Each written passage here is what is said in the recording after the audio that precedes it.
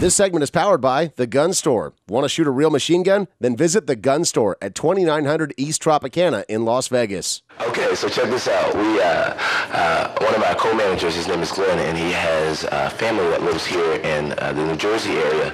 So before my fights, I like to find a really beautiful site, whether it's the top of a mountain, next to a stream, anything gorgeous nature-wise. I like to associate nature with different levels of energy and all this. But anyways, it's a different topic. So we find a place in Patterson, New Jersey, where there's a bridge, and there's this very powerful waterfall, and there's almost like a little mountain.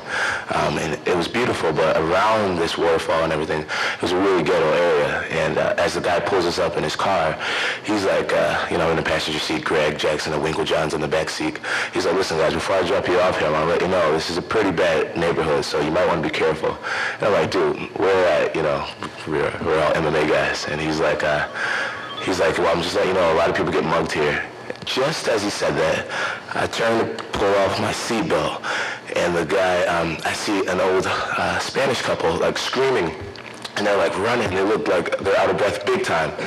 And I'm like, dude, they just got mugged. And he's like, no. And I'm like, maybe not, I'm tripping. You just put that in my mind. So Mike Winklejohn hops out of the car, and he's like, you guys okay? And then she's like, the guy he just broke my window open, and he took all my stuff, and he's running. And so I'm like, what? So Mike Winklejohn, without hesitation, he just starts running, right? And I'm like, holy crap. And then Greg Jackson, he just starts running, and they both start running. So I'm like, what is happening right now? So next thing you know, I have like sweatpants on, I have an iPod and my Droid X, my wallet.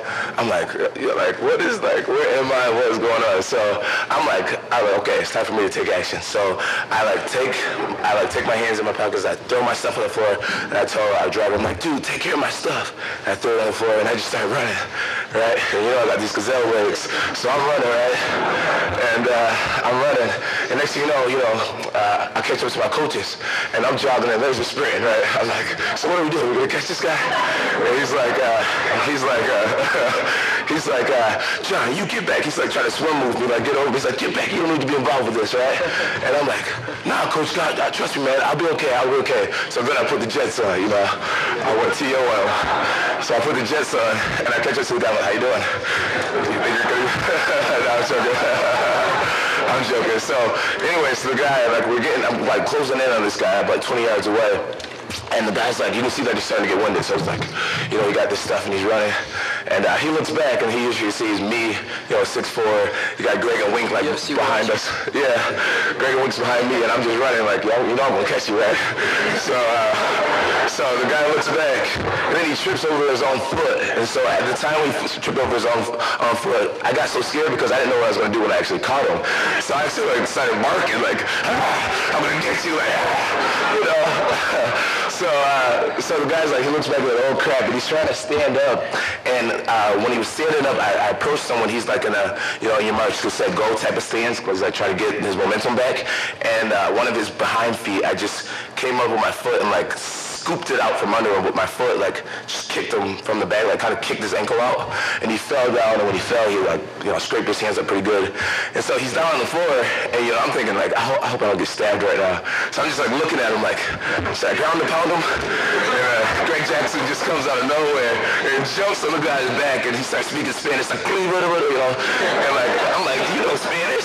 Right? So I'm like, let me do something, right? So I grabbed the guy's feet, and then I put him in this move, because I went to college for criminal justice, and I had a class defensive tactics. So I grabbed him, and I figure four his legs, and I set on his legs, and he's screaming at us, and Greg's speaking Spanish. So as I'm sitting on this guy's leg, catching my breath a little bit, because we're sprinting uphill, I realized that I'm in this Spanish neighborhood, and all these people are coming out of their houses yelling Spanish across the street. I'm like, oh Lord, here we go. What is happening? Greg's yelling Spanish to people, and then a guy walked up to us. And he's like, yo, man, that could have been my mama's car. And once he said that, I was like, yes, they're on our side. I'm like, yeah, you punk. That could have been his mama's car.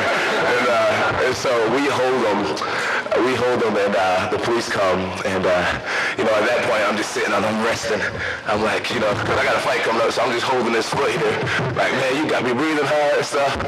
And so the police comes, get out of this car. He's like, what are you doing here? Like, aren't you fighting tonight? And I'm like, yeah, man, I was trying to get my meditation on. And this guy, you know, but anyways, it was great, you know.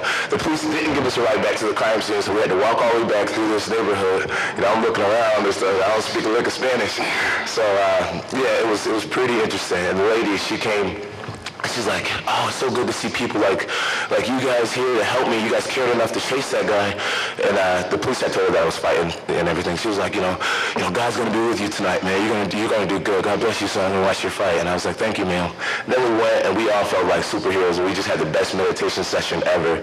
And I just felt really good after that. I was like, I gotta win this fight. I got the hard work, dedication, and now I got karma on my side. So it was crazy. It was good.